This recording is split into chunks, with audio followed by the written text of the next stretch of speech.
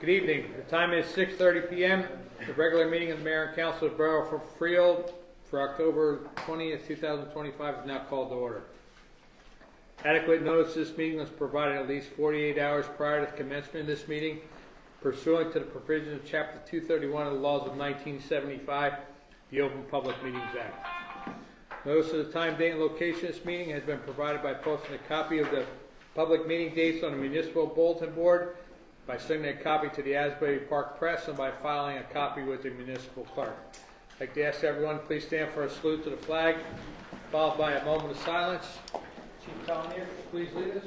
I pledge allegiance to the flag of the United States of America and to the republic for which it stands, one nation, under God, indivisible, with liberty and justice for all.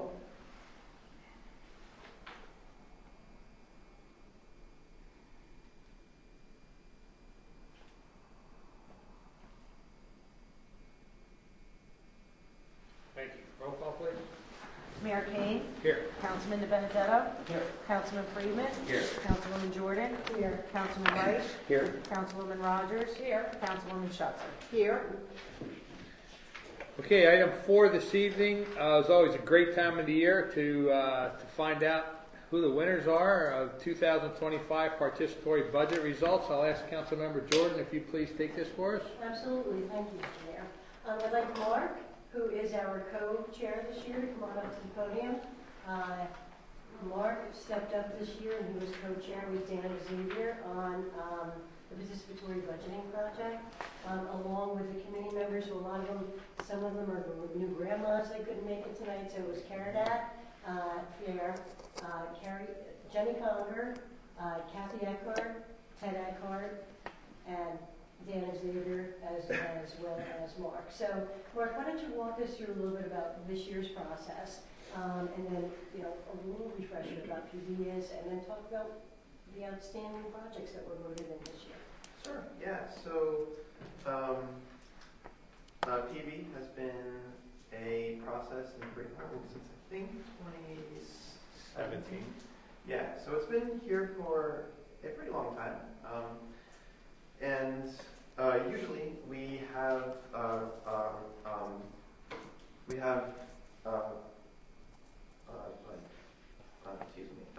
residents submit ideas that are capital projects. So we have them.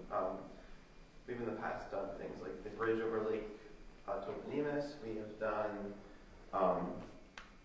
lights at the Little League, and this year we chose to concentrate solely on art-related capital projects.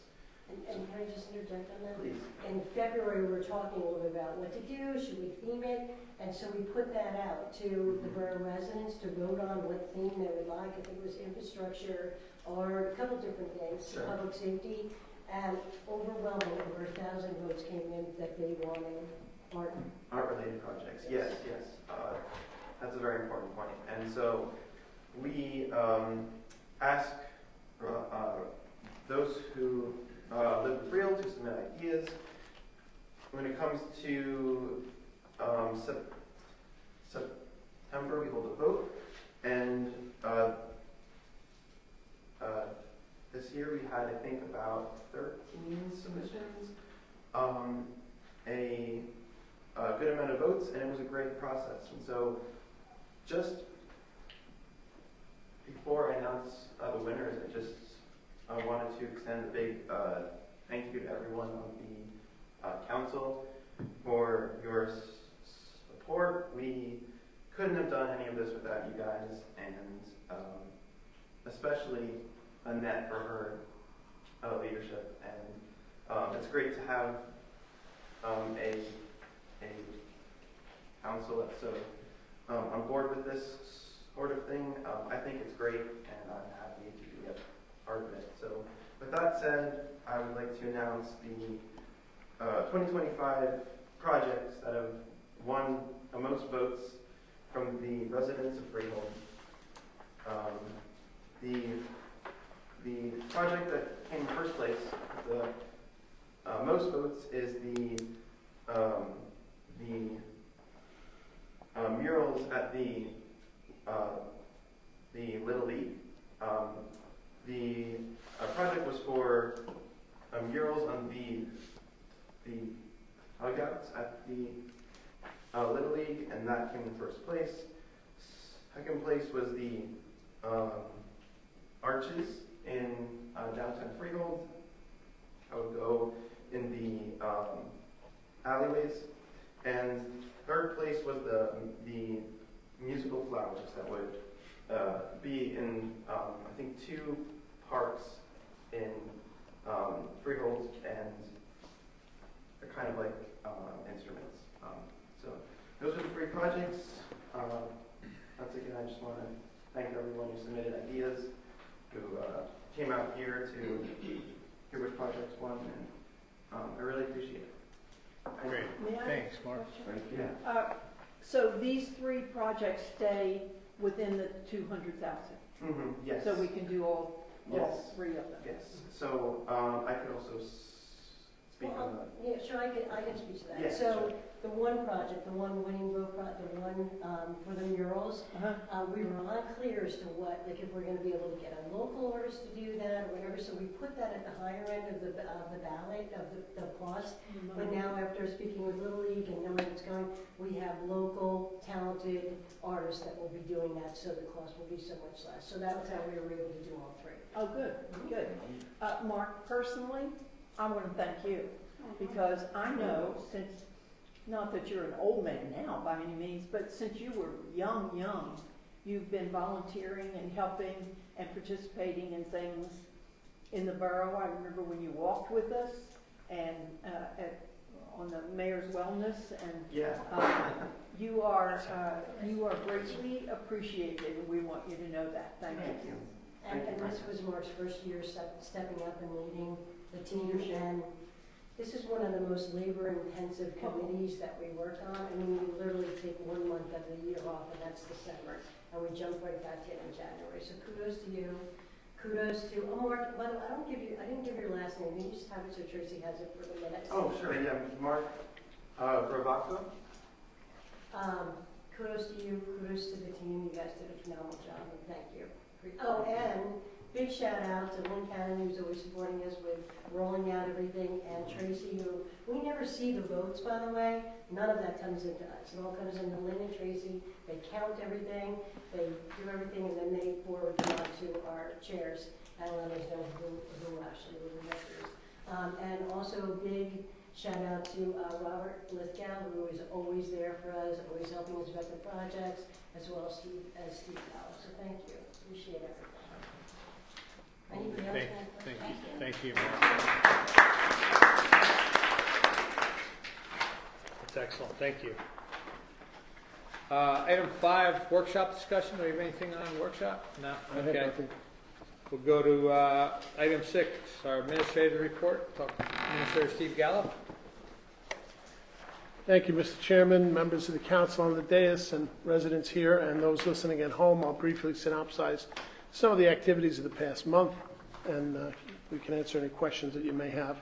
With regard to our hometown redevelopment project, the designated redeveloper is continuing in their efforts to assemble the remaining 3 parcels of land. We have drafted a relocation assistance plan that has to be completed and sent to the tenants of the subject properties for review, but first it has to be approved by DCA, and we're at that point now. And the plan sets forth what resources the redeveloper has to provide to relocate businesses and tenants in the buildings that are going to be acquired. A project sign has been erected at the former Borough Hall. Another one should be going up shortly on the Broad Street side. And once the land is assembled, then the project can enter the land use process, going to the planning board and back here for final approval. So that's expected to take place during the first quarter of 2026, and then they can get shovels in the ground. The KFM partnership, the new name for the project is Victory Court, and a revised redevelopment plan has been prepared, and it reflects the new project and the new standard specifications that we're imposing on all projects. The plan is currently being reviewed, and we'll get to the council and the planning board for review and approval probably at our next meeting. 200 Park Avenue is awaiting a start date. The current tenant has a lease through the end of the year, so they won't be starting at the earliest until January. We continue to receive interest from developers in the Nestle's property. We have a developer coming before the redevelopment team, and he's going to present his ideas to us on Wednesday evening. And he's been talking to the township as well as the Nestle's corporate people, and they think they have a good project, so we'll be interested to hear about that. We've concluded our redevelopment study, which is going back to the planning board at their next meeting and then back to the council for adoption for the Raceway area.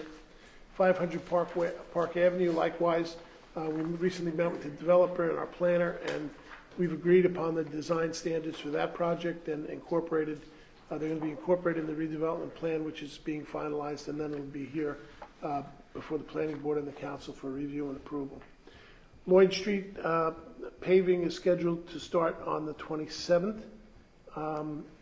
Bond and Liberty Streets, the bid has been awarded to Lancha Construction, a contractor that we're familiar with and that Abington tells me is a reputable company, so we're happy that we have them on the job. DPW has completed replacement of lead service lines on the street in advance of the paving so that we don't have to dig up the street after it's paved. We wouldn't want to do that, and that should take place. The paving of the street will take place right after Monmouth Avenue, and Monmouth Avenue was awarded to the same contractor. Site prep work includes lead service lines, that's been completed, and at the present, there's a forestry subcontractor who's working on the site, removing several diseased trees, and trees that are in the way of an area of Monmouth Avenue that doesn't have a sidewalk. Towards the end, there's a number of trees that are just planted along the curb, and there's no way for pedestrians to pass, so those trees will be removed, and cement work will be done to create a sidewalk, and then milling and paving should commence next week. Real quick question, Steve. Yes. Are any trees going back? Yes, absolutely. Every tree that we take down gets replaced. Great, thank you. Lenore Street Park, the plans have been submitted to the Green Acres program for final approval. We had an environmental assessment of the property was completed, and we're waiting for that final report, which is verbally told us to be of no consequence. Vince Creevy is working on this job, which is good to hear. And he reported that there was an issue with the property title at this location, but that he was able to resolve it. Apparently, this is one of the oldest properties that the borough owns. The property was donated to the borough at the time it would have been the township in the 1890s by the Bound family, and that's the family that Bound Avenue is named after. So a little bit of history there. Musgrave Park environmental assessment is also completed, and once we get that final report, we can go out to bid.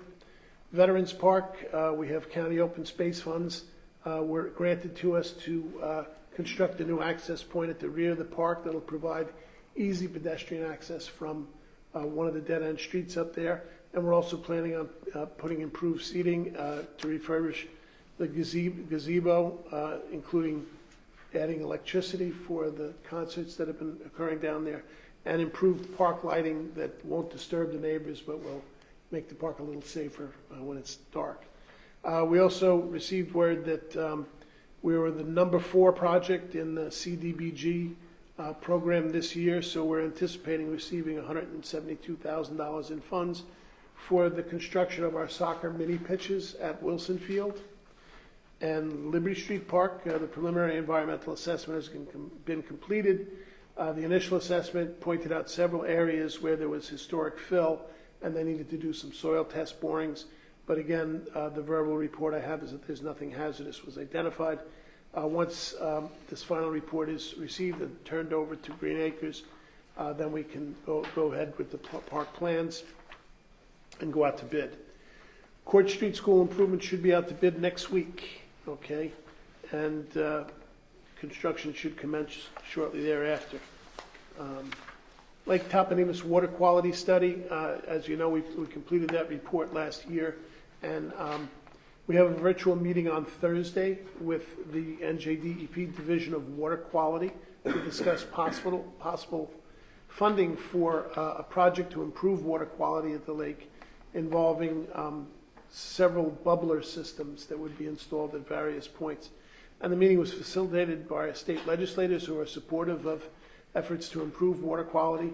The project is basically building upon the findings of the study and the quality assessment that was done, and hopefully we'll walk out of that meeting with some funding for our system to control overgrowth in the lake itself. Lead service line replacements, financing for the project is in place through the New Jersey Environmental Infrastructure Trust, also known as the IBank. We're developing the project specifications now, and then we'll be going out to bid in the next few months, and the project will commence in the new year. Any home that has a lead service line will be seeing their lead service line replaced. Work on the project has to be completed by 2030, so we have enough time, and we did a preliminary assessment, and we don't have as many lead service lines as we thought we did, so that's always good news. The funding through the IBank is done on what they call a loan forgiveness basis, where they'll loan you a certain amount of money, and then they do a calculation, and they tell you don't have to pay X amount back. Usually it's a minimum of 50%, so that's good news. We're also planning on refurbishing the water towers, both of them, in the new year. We have made application through the Environmental Infrastructure Trust along the same terms. And we're also waiting to receive word on congressionally directed spending for this year, an application made by Congressman Herb Conaway for funding for this project. I understand we were put in for $1.2 million, and that, with the trust funding, should enable us perhaps to complete this project at no cost, using grant funds and loan forgiveness. That's basically what we've been working on, and I'll answer any questions, or we can move the agenda.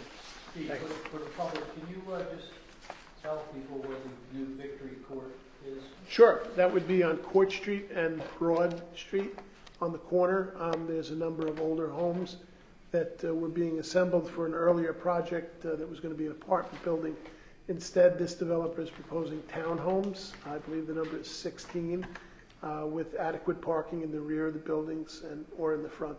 And you and I both seen some of the first plans, which we reviewed, and it will be conformed to the downtown area as far as sure. the look. It certainly will be complementary. There'll be an historic townhome style look to it. The developer is well known in this area, and we expect that they'll deliver a nice product. And you've also mentioned lighting around some of the parks.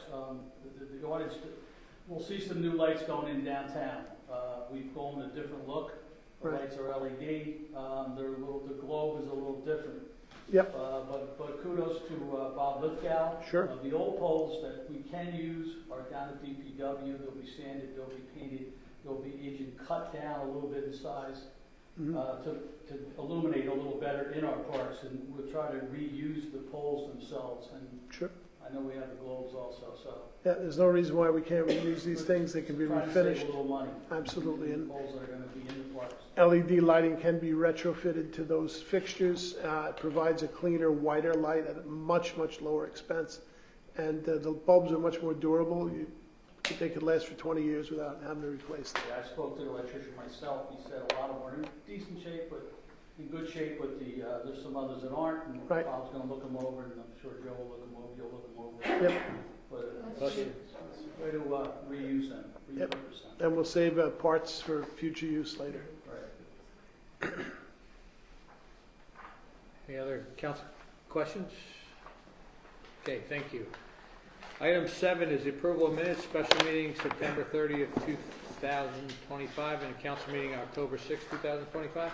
I'll make a motion to reserve. I'll second. Roll call, please. Councilperson De Benedetto? Yes to October 6th, 2025. I'll abstain on September 30th, 2025. Friedman? Yes. Jordan? Yes. Reich? Yes. Rogers? Yes. Schutzer? Yes. Okay, the minutes of council meeting September 30th and October 6th, 2025 are approved. Item 8 is the second reading of public hearing ordinance 2025/19 and amending chapter 10.32.100, towing and storage fees of the Code of the Borough of Freehold, establishing standard and fees for towing. This is a second reading, public hearing. I'd like to open up to the public. If anyone from the public care to address this ordinance, please step forward, state your name and address for the record. Seeing no comment from the public, I move the public portion be closed. Second. Roll call, please. Councilperson Benedetto? Yes. Freeman? Yes. Jordan? Yes. Reich? Yes. Rogers? Yes. Schutzer? Yes. We have a resolution adopting ordinance 2025/19 and authorization of publication. I'd like to move that, please. I'll second. Discussion? Roll call, please. Councilperson Benedetto? Yes. Freeman? Yes. Jordan? Yes. Reich? Yes. Rogers? Yes. Schutzer? Yes. Okay, ordinance 2025/19 is adopted. Item 9 is a second reading, public hearing, ordinance 2025/21, amending and supplementing Title II, Administration and Personnel by amending Chapter 2.114, Historic Preservation Advisory Commission. Again, this is second reading and public hearing. Anyone from the public care to address this ordinance, please step forward, state your name and address for the record. Seeing no comment from the public, I'd like to close the public portion. Second. Roll call, please. Councilperson Benedetto? Yes. Freeman? Yes. Jordan? Yes. Reich? Yes. Rogers? Yes. Schutzer? Yes. Public portion is closed. We have a resolution adopting ordinance 2025/21 and authorization of publication. I'd like to move that, please. I'll second, please. Discussion? Roll call, please. Councilperson Benedetto? Yes. Freeman? Yes. Jordan? Yes. Reich? Yes. Rogers? Yes. Schutzer? Yes. Okay, ordinance 2025/21 is adopted. Item 10 is our consent agenda, and just a note that matters listed under the items of consent agenda are required to conduct the day-to-day operation of the borough and will be enacted by one motion in the form listed below. There will be no separate discussion of these items. If discussion is desired of any items, that item will be considered separately. Someone would like to move consent agenda items CR1 through CR3? I'll offer that. Second. Discussion? Roll call, please. Councilperson Benedetto? Yes. Freeman? Yes. Jordan? Yes. Reich? Yes. Rogers? Yes. Schutzer? Yes. Okay, consent agenda items CR1 through CR3 are adopted. That's the end of our consent agenda. Item 11 is the approval of bills. I make a motion that we pay our bills. Second. Discussion? Roll call, please. Councilperson Benedetto? Yes. Freeman? Yes. Jordan? Yes. Reich? Yes. Rogers? Yes. Schutzer? Yes. Okay, our bill list for this evening's meeting is approved. Item 12 are public comments. Anyone from the public care to make a comment to the governing body, please step forward, state your name and address for the record. Yolanda Curry, 54 Bond Street, Freehold, New Jersey. Hello guys, how you doing? Nice frisky day, right? I got a question to ask you. I have been telling people about the street being paved, and their question to me was, when and will they receive notice where they have to move their cars or whatever? So that's the only thing I want to know. Yeah, I'll turn that over to Um, You don't that. know? Actually, yes, but The area will be posted, no parking, and with the dates and times on the notices, and each home will receive a flyer telling them exactly what's going to happen, when it's going to happen. Okay, so that means I don't have to do nothing. Good. Okay, I just wanted to say thank you. I'm happy for that. I'll be more happy I come in with a big face. But thank you guys. I appreciate y'all. Stay warm. thank you. Anyone else from the public care to make a comment to the governing body?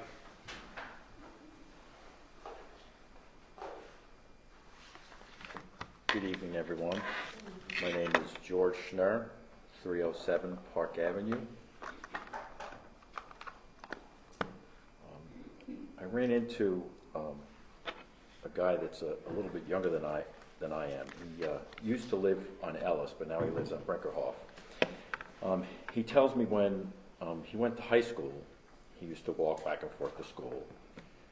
But once a week, he would go to his aunt's house on Union, and he would have to cut through. He would go, Jackson Terrace, and then he would go, past Jackson Street, Center Street.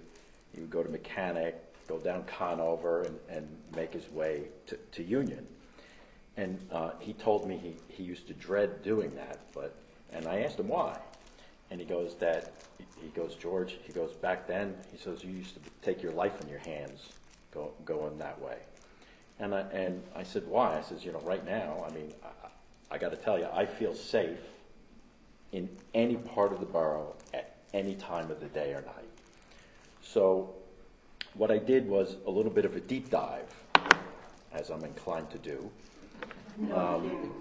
And so I went on to the New Jersey State Police website. There's a section of the website for the uniform crime reporting, which I'm going to oversimplify this, but basically all the towns submit all the crime data and it goes onto the state police website. Now that is a big oversimplification, but that's what it is. So I went onto the website and there's data from 1990, which is the earliest date on the state police website, and 2023 is the latest full year on the website. And again, this is not my statistics, this is on the state police website. And I had to go and do this a couple of times because it was really an eye-opener. In 1990, the crime rate in Freehold Borough per 1,000 was 75.5. And in 2023, it's 10.2. So that's more than a 7-fold decrease in crime in our municipality. Now, those are the facts. And I got to tell you, that's one of the best kept secrets in Freehold Borough, is that. Now, those are the facts. I'm going to give you my opinion on what those facts mean. One, my opinion is I think we have one of the best police departments around. Our police department has earned the New Jersey State Accreditation of Chiefs of Police, Law Enforcement, and there was a nice article written in your community newspaper that talks about the accreditation. And I got to tell you, our officers and administration on the police department, they're on top of everything. I'm familiar with a number of elected officials in other towns, and they have all sorts of problems with their police department. They have either the PBA is suing the chief, or there's sexual harassment problems, or there's bullying problems, or the PBA is suing the town, or the mayor and council hire a public safety director because the police chief doesn't do what they want him to do. And we have none of that. We have none of that. And I think our police department has become better through this accreditation and this community policing, which is really, Margaret touched on that at the last meeting, is that our police department's involved with all of the events in town. They go to the events that, at the churches that Margaret talked about. And I think our crime rate has gone down because we have really good police officers and good administration. So that's opinion number one. Opinion number two is the demographics in our town have changed a lot since 1990, actually since 1980. In 1990, the Hispanic population made up 28.3%. And in 2020, and this is off the census, right? This is not my statistics, this is off the census. In 2020, that number grew to 52.2%. And if you want to go back further, in 1980, the Hispanic population was 17.5%, and now it's 52.2%. So the demographics in Freehold Borough, in my opinion, are inversely proportional to the crime rate. As the Hispanic population has increased, the crime rate has gone down. That's my opinion, and I think the facts and the statistics bear all that out. My third opinion on what these crime rates mean is, from 1990 to now, we've had various members of council, various mayors. The mayor and council has, and this is opinion, the mayor and council has given the police department all the tools it needs to be successful. and that's an opinion of mine.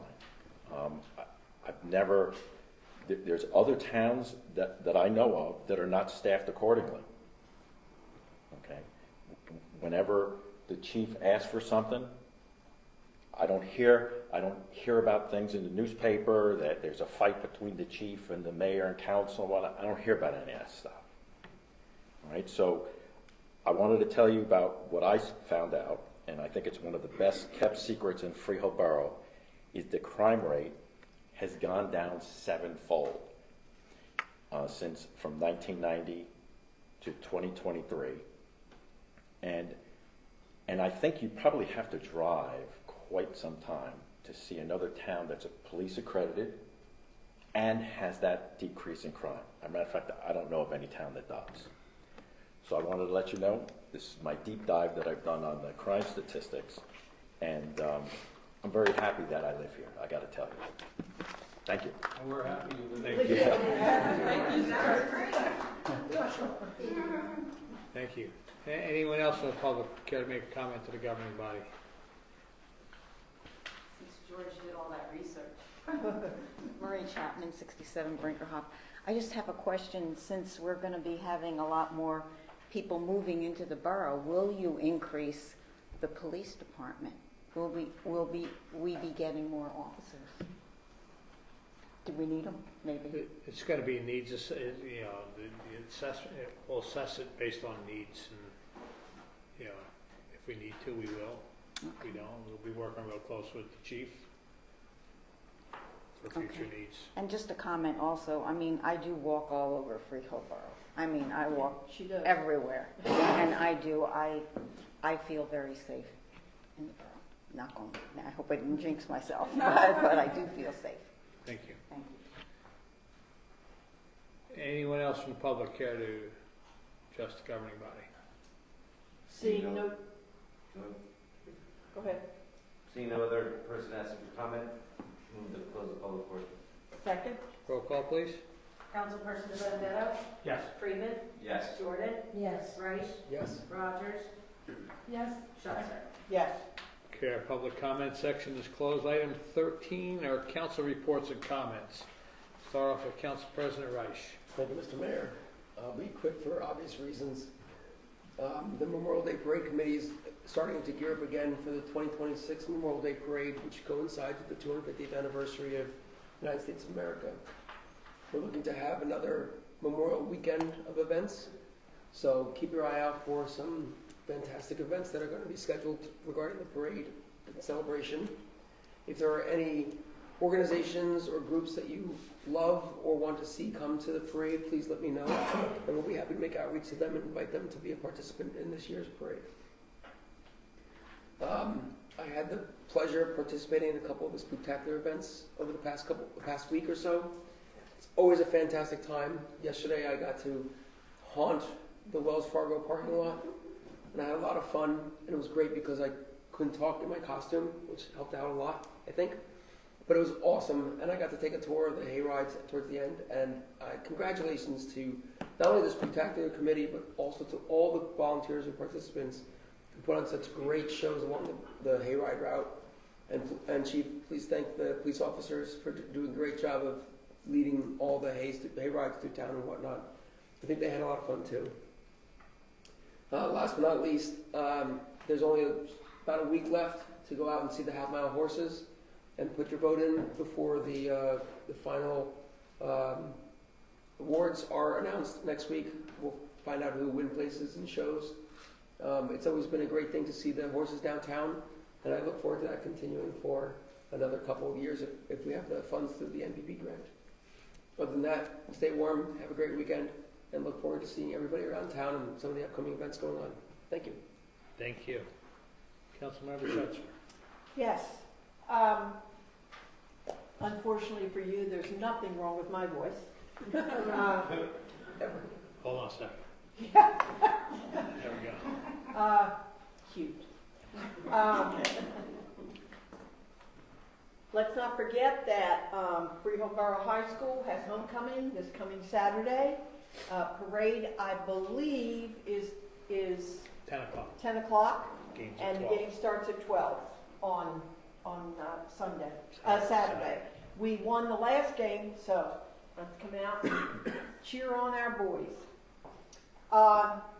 The haunted hayride was just magical, really. I was thinking today of words to describe all of these things that go on in the borough, and it's just a wonderful, you know how I talk about spirit and the concerts and the things that we do, and where it's such a wonderful spirit in town. Well, that haunted hayride, I did not see an unhappy person there.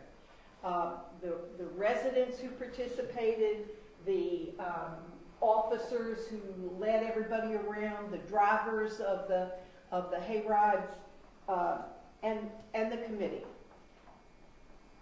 Annette said before that this was one of the hardest working, that participatory budgeting was one of the hardest working committees, and I don't doubt that. We have many. The Memorial Day, that so many of them are just work year round, and this one does too. If I hear spooktacular one more time from Mrs. Jordan, sometimes I think I'm going to scream, because from the window painting downtown that the kids participated in, to everything, including the parade this coming Sunday and the Monster Mash Saturday night. It's just a wonderful, family-oriented time of year in Freehold Borough. And we thank your committee.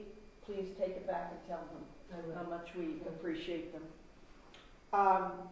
I want to sadly announce that our senior bus driver has taken a leave of absence, so right now we are without a bus driver. I hope that we can set up something with Senator Gopal, perhaps, to talk about the issue with the difficulty in getting the CDL licenses, because it has become so tedious that, well, you see on the back of every New Jersey transit bus, school bus, that bus drivers are needed. And the consensus is one of the reasons is because the state has made it so dramatic and difficult to get that license. So we need to do something about this. But in the meantime, our senior bus is not running because we have no driver. Food Stock on Saturday, what a wonderful organization that is. The pounds and pounds, no, the tons of food that are collected and given to our food banks and to people who are food insecure. So congratulations to the Swisher Brothers who sponsor that. It is a wonderful organization. When we went in, we wanted to speak to the director of the Open Door, and she was rattling stuff off to us because she said, I gotta go, I'm too busy. And that's a good thing. So we thank the Food Stock for that wonderful day. And certainly, last but not least, we want to wish a very happy birthday to the birthday boy coming up this week. So, George, happy birthday. We're going to get some true projects.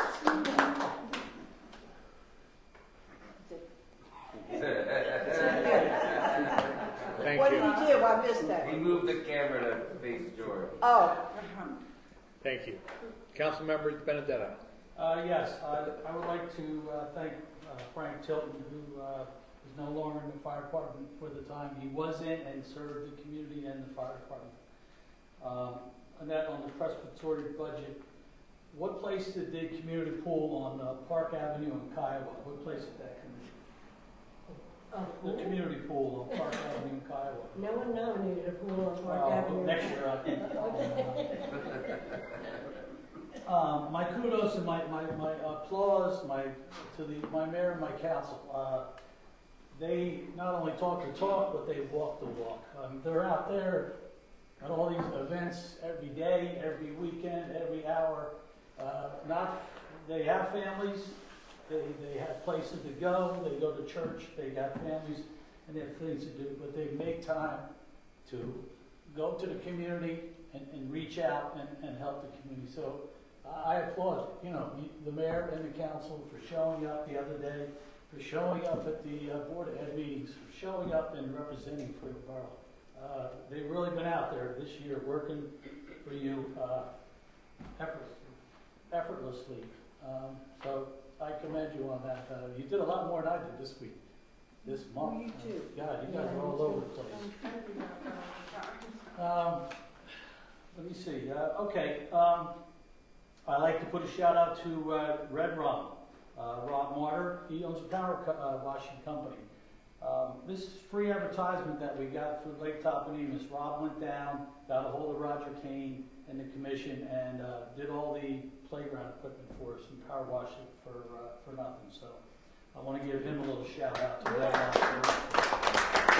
We had Jimmy Richmond, and we had the other gentleman. What was the name of theirs? Hot Wash Bros? Shine Brothers. And Shine Brothers and Hot Wash. It's just tremendous when people are in need help, and it's a place like this and companies come out and help us. It's really, really, really good to see, and it makes you feel good in your heart. So I commend him for that and thank him for that, and hopefully I'm getting the word out so more people will come volunteer with their companies to come help us out down at the park. It's a beautiful place. We went down there last Wednesday before the meeting, and we took some of the docks out, and it was sad to see, but the shine on the water and the leaves changing, and people walking, and people talking and saying hello like it should be. And just go out and enjoy it, because we do. And that's about all I have to say on that subject. And everybody have a good night. Thanks for coming out. Thank you. Councilmember Jordan. Thank you. First of all, I want to just thank Christine Jessen. We accepted her resignation from Recreation tonight. Just want to thank her for all of the years of commitment working on that. She'll be missed. I did say about participatory budgeting. They are a hard-working committee, but Spooktacular. Wow. So Spooktacular is made up of several little other committees, so you really don't know how hard everybody's working until everything all comes together and it's seamless. So big shout out to Ursula Hurley on the Haunted Hayride, Maureen Stump for the windows.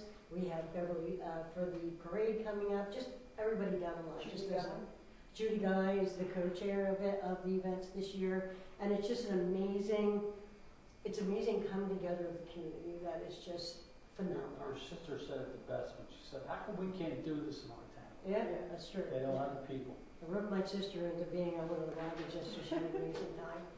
But Chief, when George was talking about the police department and community, all I could think of was yesterday. Your guys were out there all day long, leading the wagons, just smiling at people, interacting with the community. And at one point, one of your guys rolled up and goes, "Hey, can I get a bottle of water?" I go, "Sure." He goes, "The chainsaw guy needs one." And I'm like, "Okay." And I brought it over to him. Thank you, the chainsaw guy. But yeah, so it was just a wonderful day. And speaking of Spooktacular, sorry, I wish I could see it again. We have a couple more events coming up. We have Monster Mash on Saturday. That's from 6 to 8. And that's kind of geared for little kids. We have bounce houses, jack-o'-lantern contest. We have donated cider from the Court Jester. We have donuts. So it's a really cute with dance parties. It's a cute opportunity to come on down, and it's for 2 hours. It's a lot of fun. And then the parade steps off at 1 o'clock on Sunday. If you'd like to be in the costume contest, you got to get to the track parking lot off of Manalapan at 12:15, and judging will be completed by 12:45. And then we encourage everyone in costumes to stay and march in the parade, because we have 32 units marching this year. And yeah, a lot of them are banned, so we have to fill in with some of the spots. And we're stepping up at 1, as I said. And the route has changed a little bit this year, just so everybody's aware. We're gonna start lining up on Manalapan and a couple of the side streets, but we're not going to go down Broad at all. So we're just gonna right down Manalapan. So the best place, if you usually watch the parade on Broad, best place is to have it on Broad and Manalapan or on Main Street. That's the best place to watch the parade this year, just to get everybody going. Just a couple other things. We have Mahjong. We're still doing that every Tuesday at 11 a.m., 6 p.m. Morning session, we have about 4 spots left. In the evening session, we have 8. If you guys want to come out and play, it's a lot of fun. You're really a great opportunity to interact with a lot of the people in town, especially some of our older seniors, and it's phenomenal. Chair yoga, we didn't talk about that. That's a Mayor's Wellness event. That's every Thursday at 2 o'clock. And thank you to Lynn Cannon for getting that put together. That's here again in Borough Hall. But not this week. It's canceled. It's canceled for this week? Okay. Definitely. And then on October 23rd, the Mayor's Wellness is also sponsoring a Fall Into Wellness program. It'll be here in the chambers, and it's how to use cannabis wisely when you're on your health and wellness journeys. So we're going to have some professional speakers come in and talk about that, and that'll be at 2 o'clock to 3 o'clock in the afternoon. So hopefully everybody can come out for Sharon, that. go to that? Excuse me? Is Sharon going to that? Sharon's providing the refreshments. Alcoholic. They're kidding, you know that, don't you? And just one more thing, the house decorating contest is done. I think we have 19 entries this year. Everybody's got to have their lights turned on tomorrow by 5:30, so the judging will start about 6 o'clock. So I will announce the winners of that at Monster Bash on Saturday. And that, do you have, for the public, do you have to register? You did have to register. We closed the registration out last Friday. So that's how we know we have 18 houses. We'd love to have much more next year. But the Recreation also does the house decorating contest for the holidays. So in about 2 weeks or so, look for those to register to your house if you want to do that. Thank you. Thank you. Councilmember Rogers. Thank you. I just also wanted to echo much of what's been said. The community events around Spooktacular have been so much fun and amazing. It's so great to see the community come out and just have fun. You know, put everything else aside and just have fun. Yesterday was actually the first time I went on the Haunted Hayride, and it was really, really good. I don't think I'll miss it going forward, because it was just really fun to see the skits and to, you know, to just ride the truck with the different families and stuff, and to see the kids. And the one little boy on the truck that I was on, he's like, Halloween is scary? I didn't know it was scary. This is scary. It was so cute though, but by the end he was okay. But it was just a lot of fun to see that. I agree that Foodstock was just, it's always such a positive vibe, and they bring in so much food and things for people in need. And so it was just nice to see everybody out having a good time, enjoying the music, enjoying the food. And you know, when you go to Foodstock, everything there is, you know, there's no cost associated with it. You just bring food with you to donate. And